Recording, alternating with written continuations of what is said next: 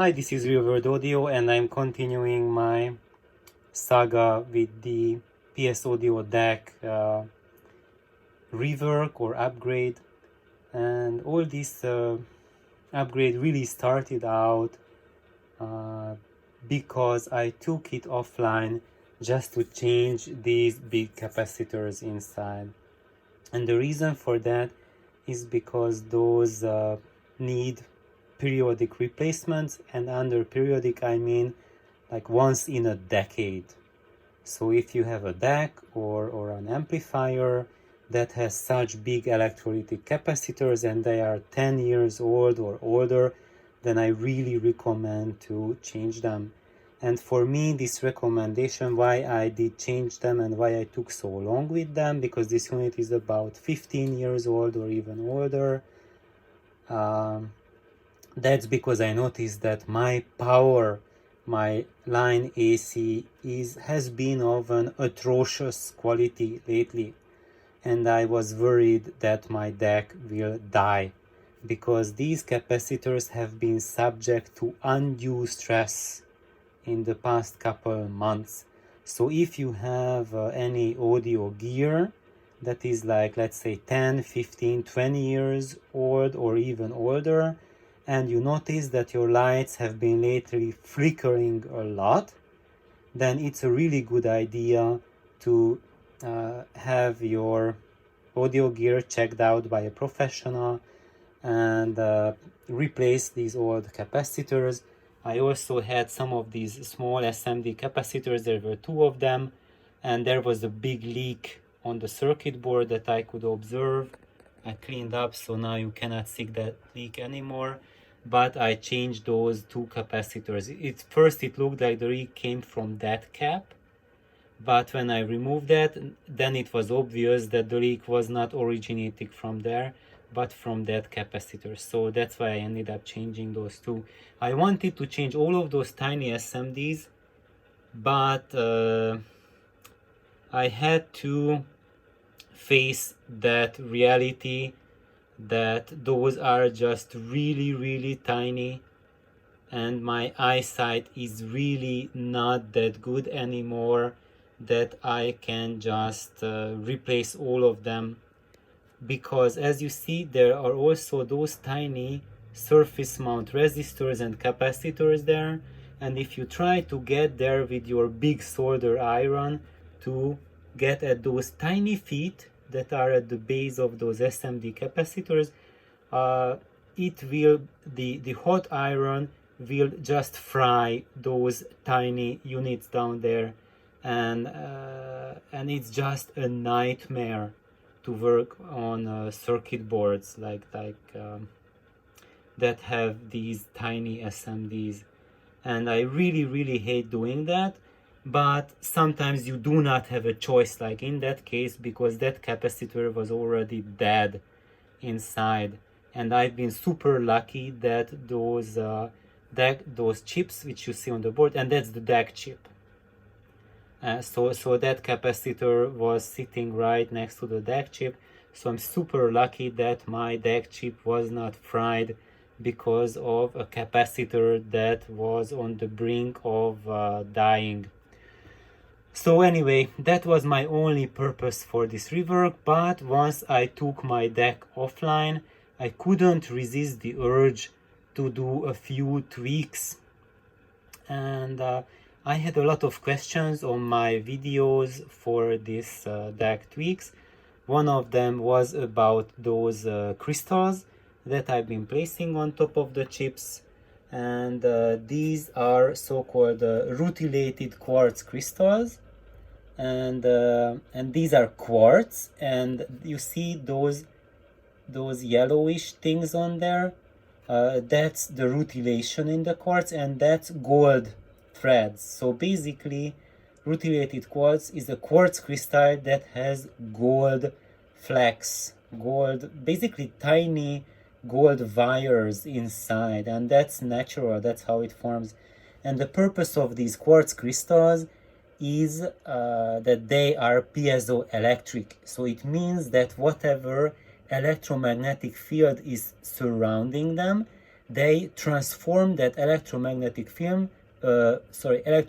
field into mechanical vibration.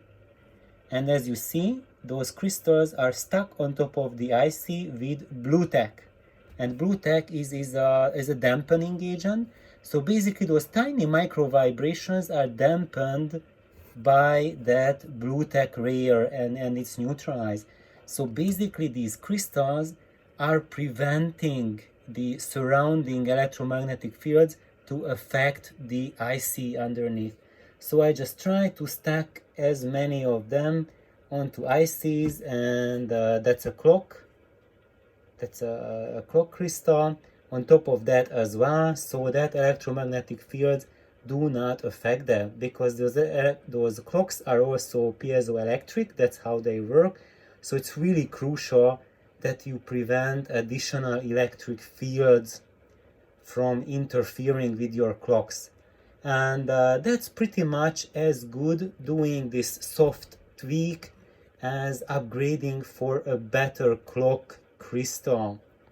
And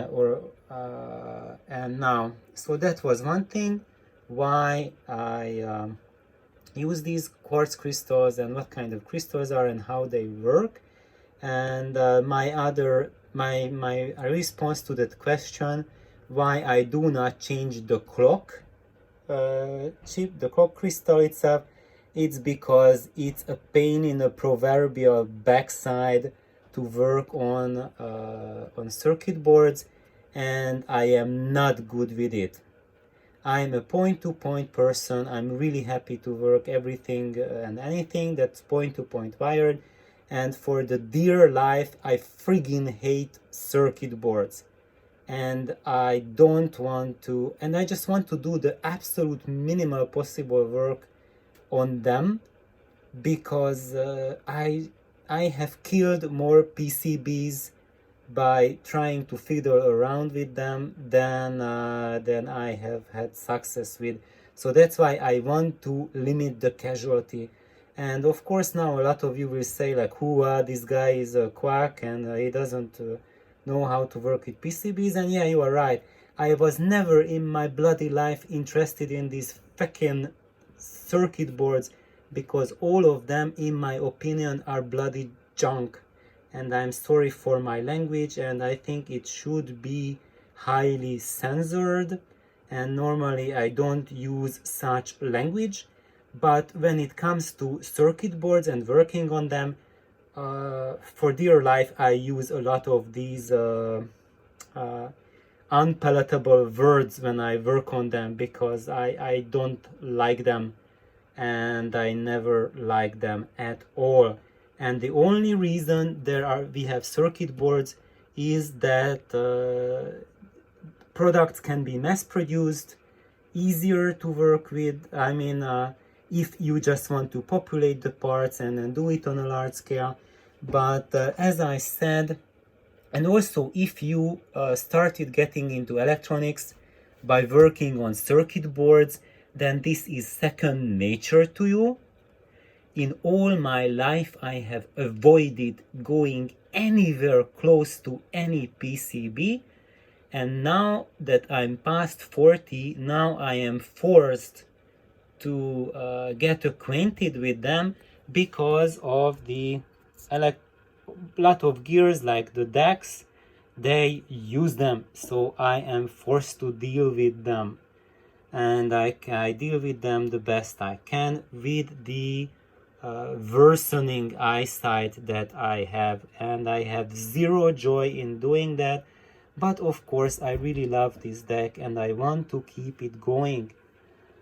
I have received many more questions and I will answer them later on. So your questions, like for example on for the Elna-Silmic caps, like encasing them into a wooden case, have I tried doing that? Yes.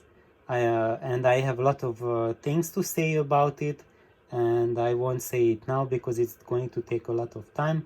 And so those questions answering about the crystals, this was this video about.